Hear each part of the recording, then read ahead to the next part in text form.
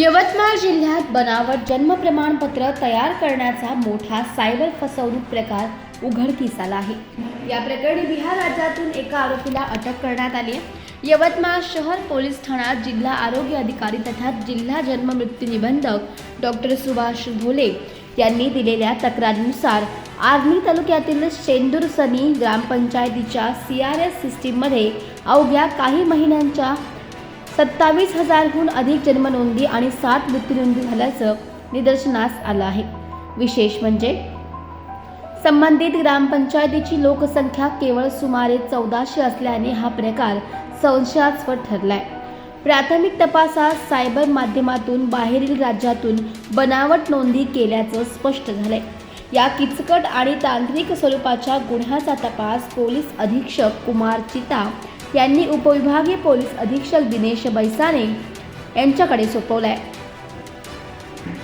तांत्रिक विश्लेषणानंतर तपास पथक बिहारमध्ये पोहोचले आणि आदर्श कुमार दुबे वय वर्ष 20 याला 30 डिसेंबर रोजी अटक करण्यात आली।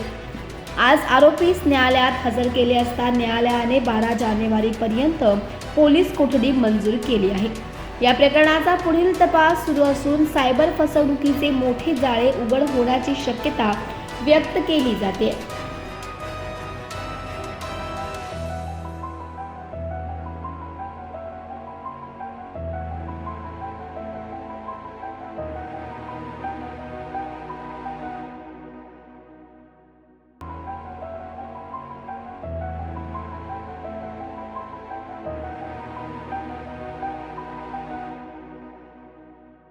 आर्णी तालुक्यातील शेंदूरसनी येथे ज्या काही 27,397 जन्मनोंदी आढळल्या होत्या त्याच्या अनुषंगाने आपल्या यवतमाळ शहर पोलीस स्टेशन येथे गुन्हा दाखल करण्यात आला होता। त्याचा तपास करत असताना आम्हाला एक बिहारमधील एका आरोपीचं त्याच्यामध्ये सहभाग असल्याचं निष्पन्न झाल्यावरती आम्ही त्याला ताब्यात घेतण्यात आलेला आहे आणि त्याला आम्ही अटक केलेली आहे।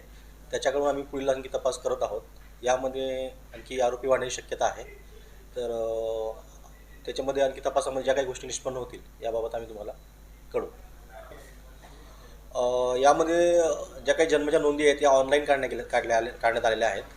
त्याच्या अनुषंगाने आम्ही सायबर सेलची मदत घेऊन याच्यामध्ये आम्ही आरोपीचा सहभाग हा निष्पन्न केलेला आहे। बाकी जे आहे यांनी नोंदी कशा केल्या आणि कशा पद्धतीने त्या मिळवल्या याबाबतचा तपास आम्ही आता त्यांच्याकडून आम्ही करणार आहोत। त्याची माहिती मिळाल्यावर आम्ही तुम्हाला सविस्तर ती माहिती देऊ।